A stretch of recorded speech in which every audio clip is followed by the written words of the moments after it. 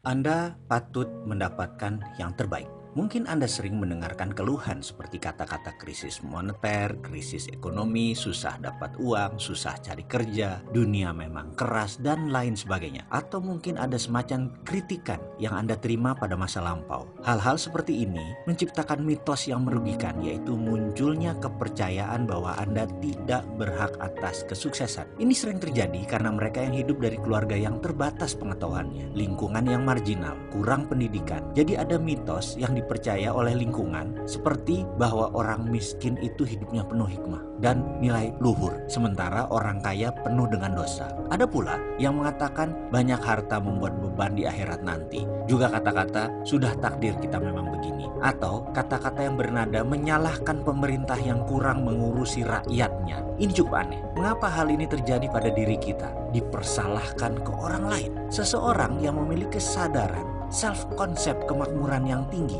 menunjuk keluar hanya yang positif, kemudian menunjuk ke dalam lebih positif lagi. Misalnya, dalam kehidupan Anda dibesarkan dengan keadaan negatif dan hanya ingat hal yang negatif, tetapi ternyata Anda berhasil mengatasi masalah tersebut. Pikiran Anda harus tetap positif, dan yang lebih penting lagi, perasaan Anda pun harus tetap happy dan positif. Anda pasti sukses. Saran saya, Anda tetap harus menata template dasar-dasar nilai yang telah terbentuk dalam diri kita, seperti sindiran, kritikan, atau kesinisan yang pernah Anda alami. Hilangkan dengan menata di lapisan terbawah. Benar, Anda bisa menutup dengan citra dan pelajaran di awal, dan sebaiknya Anda melakukan secara terus-menerus agar tidak muncul ke permukaan hal-hal yang negatif tersebut. Jika Anda sempat menyimak catatan perjalanan kehidupan masa lalu saya lelah hidup tersandung-sandung. Saya jalannya terantuk-antuk. Di sanalah saya mulai melakukan perenungan sekali lagi. Saya mendefinisi ulang pikiran saya. Saya mengulangi kata-kata positif lagi terhadap diri maupun keluar diri. Terus menerus hingga sekarang. Dan semoga saja terus begitu di masa yang akan datang. Kini saya ubah nilai-nilai lama saya. Saya ingin mengerjakan hal-hal yang saya cintai bersama orang yang saya cintai, mendapat ridho ilahi, dan hasilnya tak terhingga.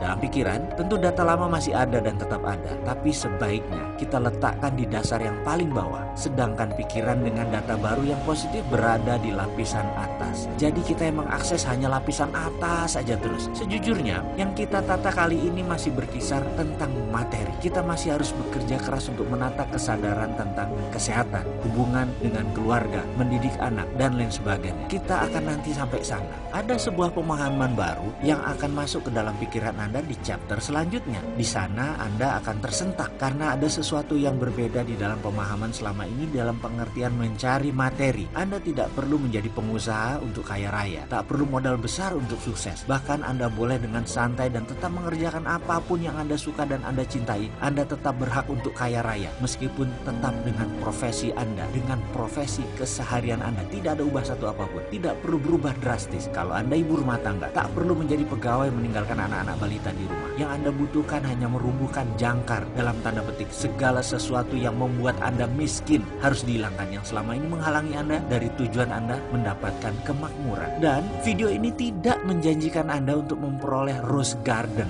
bahwa semuanya mudah, semuanya enteng, semuanya mudah membalik tangan. Tidak sama sekali. Yang harus disadari adalah semuanya dimulai dengan keyakinan, yaitu keyakinan baru. Jadi sekali lagi saya ulangi, siapa bilang mau kaya harus berbisnis? Siapa bilang sukses itu mudah, hanya perlu bekerja pintar tanpa modal, tanpa kerja keras? Kita akan luruskan semua itu. Saya jamin yang berbicara bahwa untuk sukses harus berbisnis, atau ada yang mengatakan sukses itu mudah tanpa kerja keras, tanpa modal, tanpa kerja pintar, adalah seorang pembelajar yang baik, tapi bukan pelaku yang menjalankan roda ekonomi. Yakinlah, yang berkata seperti itu pasti orang yang bertujuan baik. Namun bagi saya, niat baik tersebut sering misleading, membuat manusia lain jadi salah arah. Jadi pemahamannya harus diperdalam agar lebih benar, bukan hanya jargon. Saya tahu sekali niatnya memotivasi orang agar orang tidak patah semangat dengan kondisi saat ini. Saya juga paham sekali bahwa pemutar roda ekonomi saat ini banyak datang dari kalangan yang memiliki sedikit pendidikan sekolah dengan sedikit modal, bahkan ada yang tanpa modal. Cerita tentang orang-orang seperti ini menjadi semacam pendekatan pendekatan mirroring agar satu rasa. Kemudian dibandingkanlah dengan kisah-kisah orang sukses di dunia yang juga tidak bermodal, tak berpendidikan. Tujuannya sama, yaitu agar memotivasi untuk bersemangat. Dan itu tidak salah, ini benar dan saya setuju sekali. Akan tetapi siapapun yang mengatakan hal tersebut sebaiknya menjelaskan lebih dalam lagi.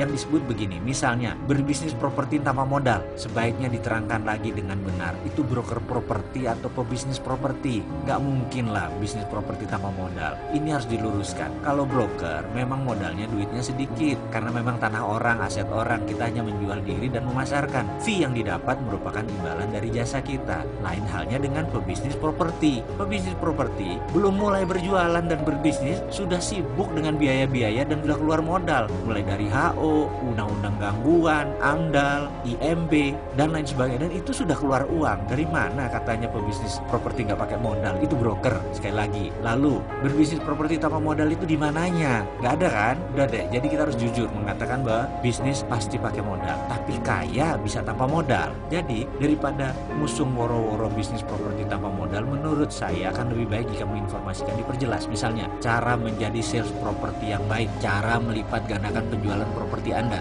dan semacamnya. Menurut saya ini lebih jujur dan tidak memberi harapan palsu kepada orang-orang yang haus sukses. Ada juga yang mengusung jargon kerja pintar. Ini biasanya pemain bisnis MLM. Dan sekali lagi, ini bukan hal yang salah. Ini benar, kerja pintar. Karena kerja Anda hanya jualan produk. Anda tidak perlu memikirkan gudang, distribusi, administrasi, atau izin-izin. Anda tidak perlu susah-susah menciptakan merek dan lain sebagainya. Anda hanya perlu membangun sales team, berjualan dan memotivasi. Titik. Itu memang kerja pintar. Anda hanya mengerjakan 30% dari sisi bisnis. Namun, leader seperti itu tidak bisa mengatakan bahwa ber-MLM itu berbisnis. Ini hanya strategi salesmanship. Sales adalah bagian dari bisnis dan bukan berbisnis. Kalau Anda memiliki bisnis jaringan tersebut, barulah Anda menyebut diri Anda pebisnis. Ada juga yang mengatakan Bill Gates tidak menyelesaikan sekolahnya, atau Lim Swee Lyong tidak sekolah. Pengusaha lain juga tidak sekolah formal, tapi pada kaya-kaya. Ini menimbulkan pemahaman yang keliru juga bahwa pendidikan itu tidak diperlukan untuk berbisnis. Enggak.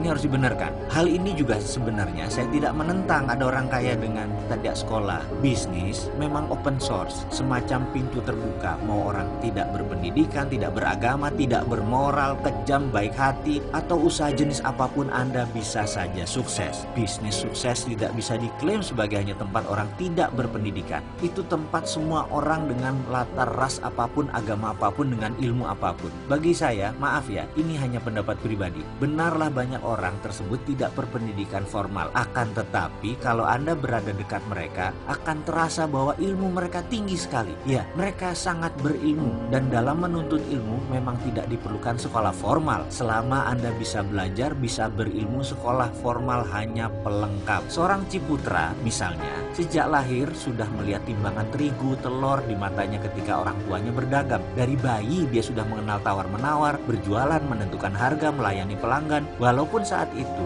hanya skala warung. Nah, ini sebuah keilmuan yang dipelajari melalui jalan hidupnya. Siapa yang bisa melawan keilmuan dagang seperti itu? Mau makan sekolah sampai S3 di perguruan tinggi ternama sekalipun, gak akan diajari hal itu. Lalu sewaktu dia berbisnis di usia 20 tahunan, sebenarnya dia sudah memiliki ilmu dagang sebagai platform pola dalam pikiran bawah sadarnya. Jadi, berbisnis merupakan matriks yang rumit yang seharusnya tidak dipikirkan tetapi dijalankan. Untuk berbisnis, Anda harus memiliki komitmen dan ide yang terlatih. Bahkan sahabat saya mengatakan, sekreatif apapun ide Anda, kalau tidak laku dijual, namanya Anda tidak kreatif. Kesimpulan, Anda harus dipercaya. Kalau kepercayaan orang terhadap Anda tinggi, apapun yang Anda berikan, bahkan meskipun menurut mereka ide Anda jelek atau produk Anda buruk, pasti tetap dibeli. Lalu, benarkah tidak perlu kerja keras? Saya meneliti dalam-dalam hal ini. Saya percaya semua orang kaya, orang sukses adalah pekerja keras. Namun, mereka bukan saja pekerja keras, tapi orang yang tahu memanfaatkan waktu. Mereka bekerja keras, iya, tapi begitu liburan, mereka benar-benar menikmati liburannya dan enjoy. Mereka pandai membagi waktu di antara kerja, di rumah, bersosialisasi. Kata-kata work hard, play hard bukan sekedar jargon. Mereka melakukan secara harafiah. Perilaku kerja yang pintar, membagi waktu, itulah sesungguh yang disebut kerja pintar. Mereka diinfokan hanya main golf atau selalu datang siang ke kantor. Sudah ada sistem yang mereka kerjakan karena sudah ada direktur yang mengerjakan. Itu merupakan merupakan produk tahunan kerja keras mereka. Ibaratnya orang menanam mangga setelah 4 tahun panen, terus menghasilkan selama 25 tahun. Kalau dilihat 10 tahun, ya kelihatannya seperti orang yang santai. Namun kalau Anda melihat 4 tahun pertama hidupnya, mungkin Anda akan berkata beda. Mungkin Anda memandangnya sebagai seorang workaholic atau penggila kerja. Satu hal lagi, apakah untuk kaya atau sukses harus berbisnis? Nah, untuk hal ini saya sedikit berlawanan dengan banyak orang. Saya percaya untuk kaya atau sukses, Anda tidak perlu berbisnis. Dengan kalimat lain, untuk kaya ada ribuan cara. Berbisnis atau berwirausaha hanyalah salah satunya saja. Mau Anda berlatar belakang office boy, pedagang kaki lima, pensiunan olahragawan, TNI, guru, tukang las, ibu rumah tangga, tukang parkir sekalipun, sukses atau kaya adalah masalah perilaku atau attitude. Kaya atau sukses adalah produk sampingan dari sebuah perilaku kaya. Menabung, contoh perilaku orang sukses. Berinvestasi adalah perilaku orang sukses. Dipercaya adalah perilaku orang sukses. Dan banyak lagi perilaku pribadi sukses ini bukan hak prerogatif pebisnis, itu hak prerogatif orang sukses. Anda menjadi good follower juga termasuk perilaku pribadi sukses. Anda seorang good listener juga termasuk pribadi sukses. Anda seorang pegawai atau seorang putus sekolah, Anda perlu memiliki kepribadian seperti itu untuk bisa sukses, yaitu good follower, good listener. Anda tidak perlu repot-repot membangun perusahaan blue chip. Anda bisa mempelajari dengan seksama di bursa, di equity crowdfunding, di Santara. Anda bisa lakukan itu. Lalu belilah dalam jangka panjang. Otomatis Anda sudah merupakan shareholder perusahaan tersebut. Walaupun minoritas, namun tetap saja Anda termasuk pemilik sebagian saham perusahaan tersebut. Misalnya, Anda tahu di masa sekarang bisnis retail akan naik, melihat net income per kapita di Indonesia sudah 3.800 US dollar. Jadi belilah saham Unilever, lalu simpan selama 5 tahun, dijamin kenaikannya pasti. Itulah berinvestasi. Bahkan ada yang unik nih, sahabat-sahabat istri saya dan kelompoknya memiliki kebiasaan aneh. Setidaknya menurut saya, setiap bulan mereka arisan. Ya namanya juga ibu-ibu, tapi ada yang aneh di kelompok ini. Setiap arisan isinya adalah perdebatan data dan informasi saham apa yang mereka akan beli bulan ini. Lalu siapa pemenangnya akan ambil uang tersebut di tahun depan. Misalnya masing-masing store 1 juta rupiah.